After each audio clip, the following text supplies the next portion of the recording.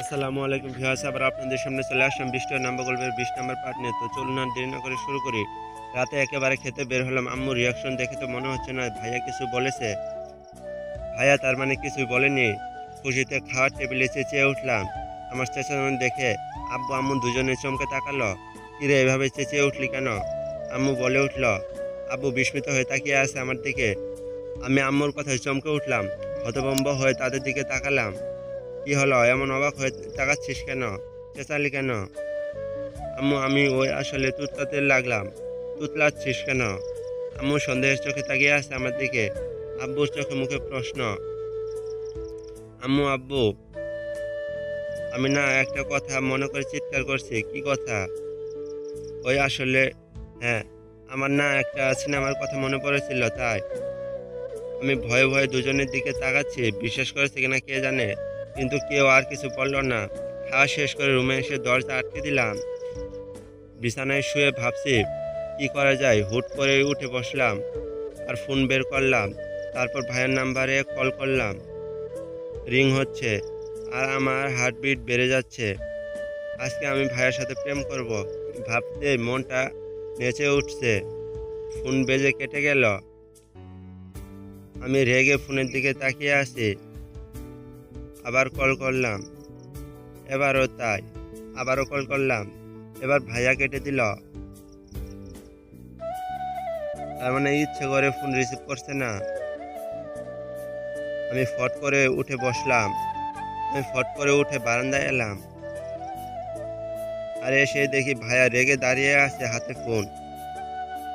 আমি আবার কল করলাম। এবার ভাইয়া কল রিসিভ করলো আর কর্কশ গলায় বলল, এত রাতে না ঘুমিয়ে আমাকে ফোন দিয়ে জ্বালাচ্ছিস কেন? জ্বালানি শুরু করার আগে বলছে জ্বালাচ্ছি। ভাইয়ার দিকে তাকিয়ে থেকে বললাম, মানে মানে আবার কি? মানে তো বিকেলে বলে দিলাম আমি প্রেম করব, কিন্তু তুমি তো ফোনে রিসিভ করছিলে না। ওর পাগলামি আবার শুরু হয়েছে। এটা পাগলামো না, এটাকে ভালোবাসা বলে। মুচকি হেসে বলে উঠলাম।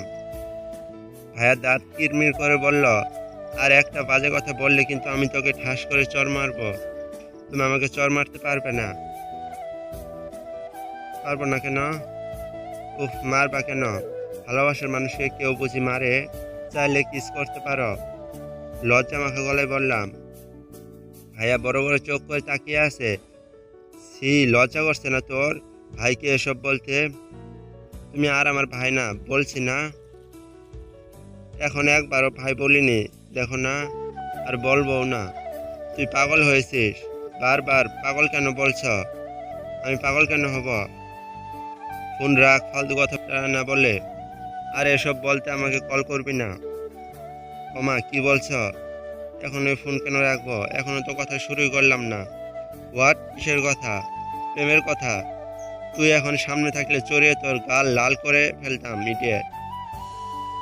পারতা না? তুমি আমাকে একটু মারতে পারতে না? কে বলছে আপনাকে মারতে পারতাম না? আমি জানি, ভুল জানিস। তুই দিন দিন একটা বেয়াদব হচ্ছিস। তোকে আমার মারতে একটু হাত কাঁপবে না? ধুর, ভাল লাগে না। ধুর, ভালো লাগে না। কোথায় একটু প্রেম করবা, রোমান্টিক কথা বলবা, তা না, খালি ধমকাচ্ছ। ফাজিল, রুমে গিয়ে ঘুমা, ফালতু কথা না বলে। কথাটা বলে ভাইয়া ফোন রেখে দিল আর হাত দিয়ে আমার রুমে গিয়ে শুয়ে পড়তে বলল। আমি ভাইয়ার দিকে তাকিয়ে ভেংসি কেটে রুমে এসে শুয়ে পড়লাম। কি আর করবো, আসলে এখন আমার ঘুম পাচ্ছে। পরদিন সকালে কলেজে যাব, তাই রেডি হয়ে নিচে নামতেই ভাইয়ের সাথে দেখা হলো। ভাইয়া রেগে দাঁড়িয়ে আছে। আমাকে যেতে দেখে ঝড়ের গতিতে আমার সামনে এসে হাতের বাহু শক্ত করে ধরল। আমি হকচকে গেলাম। দূর থেকে আমি যত সাহস দেখে না কেন, কাছে এলে ভীতু হয়ে যায়। ভাইয়া কি করছো? ছাড়ো, আমার ব্যথা লাগছে। হাত ছাড়ানোর চেষ্টা করতে করতে বললাম। ভাই আরো শক্ত করে ধরে বলল, কাল রাতে কি বলেছিলি? কি বলেছিলাম? চর মারবো কিন্তু একটা।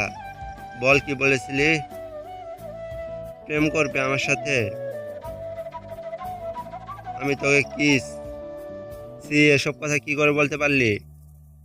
বলেছি, বেশ করেছি। আমি কি তোমার মতো ভীতু নাকি? ভাইয়া হতভম্ব হয়ে বলল, কি বললে? আমি ভীতু? ভীতুর কি করেছি আমি? করেছ তো, ভালোবাসো অথচ বলতে পারো না কে কাকে ভালোবাসে। কে আবার তুমি আমাকে ভালোবাসো সেটা বলো না, লুকিয়ে রাখো। আমি তো তোমার মতো ভীতু না। দেখো না কত সাহসী, তোমাকে বলে দিয়েছি আমার মনের কথা।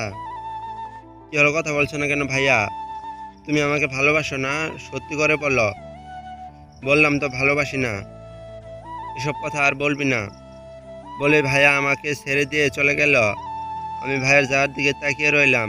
তারপর কলেজে চলে এলাম। 2টা ক্লাস আজকে হলো না, তাই আগেই ছুটি হয়ে গেল। গেটের বাইরে এসে আইসক্রিম কিনে খাচ্ছি আর গাড়ির জন্য ওয়েট করছি। তখন কোথা থেকে একটা ছেলে এলো। ছেলেটাকে দেখে কিছুটা চেনা চেনা লাগছে, কিন্তু চিনতে পারছি না। ছেলেটা একদম মুখোমুখি দাঁড়ালো। আমি ভ্রু কুঁচকে ছেলেটার দিকে তাকিয়ে আছি। হ্যালো মিস, চিনতে পারছেন আমাকে? ছেলেটার কথায় অবাক হলাম। তারপর মাথা নেড়ে বললাম না। আরে ম্যাডাম, এত তাড়াতাড়ি ভুলে গেলেন? আচ্ছা, আমি কি আপনাকে চিনি?